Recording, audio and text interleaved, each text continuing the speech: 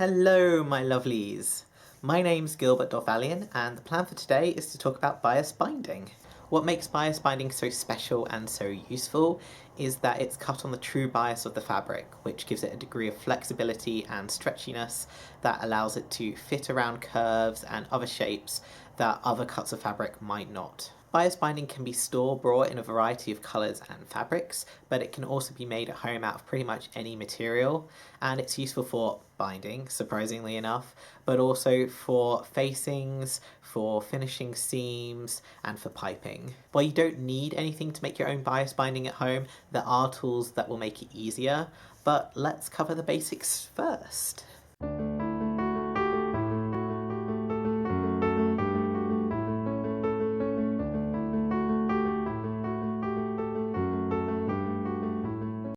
Historically, binding was either cut on the straight grain or made from the scraps from cutting with no reference to the grain. This is because cutting on the bias is extremely wasteful, and historically fabric was too expensive to waste like that. By the start of the 20th century, however, it was common for patterns to call for bias binding, and although during the fabric shortages of the 1940s this slowed down, these days it's commonly used in all sorts of sewing, from garments to soft furnishings and everything in between. The reason we've moved on to bias binding now that we, as a society, disregard fabric wastage is because unlike straight binding, bias binding can be easily sewn around curves and dramatic angles by machine. Straight binding can be manipulated around, but not easily and only by hand. Naturally, for a long time this wasn't an issue, but as hand sewing fell out of use, so did straight binding. At the end of the day, bias binding is just a strip of material cut on the bias with two folds on either side. In theory, one of these folds should be a touch shorter than the other, and this is the side that you should sew down first in most techniques. But on cheaper bias binding, this often isn't the case. Commercial bias binding can be found in two varieties. Single fold, where it is still open, allowing you to see the raw edges on the reverse, or less commonly in double fold, where it has already been pressed in half, hiding the raw edges.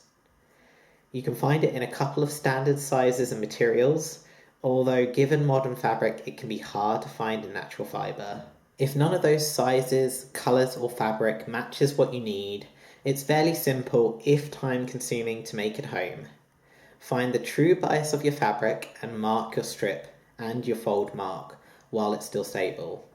Then cut it out, sew the lengths together at a 45-degree angle, and press in your folds.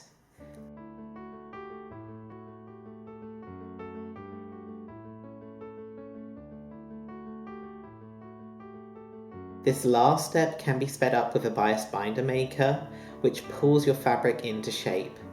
But once again, they only come in standard sizes, so although this negates the colour and fabric issue, you might still fall foul of size.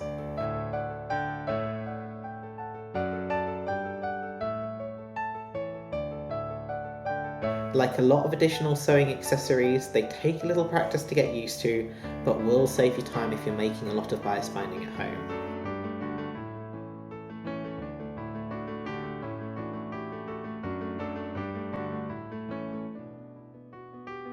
And that's your deep dive into bias binding. There are a multitude of ways to sew your bias binding, but I'll be covering two of the main ones in their own episodes, as I want to keep these short and easy to digest. I hope you found this interesting and helpful, and if you did, please think about giving it a like and subscribing if you're not already for more sewing and costume related content.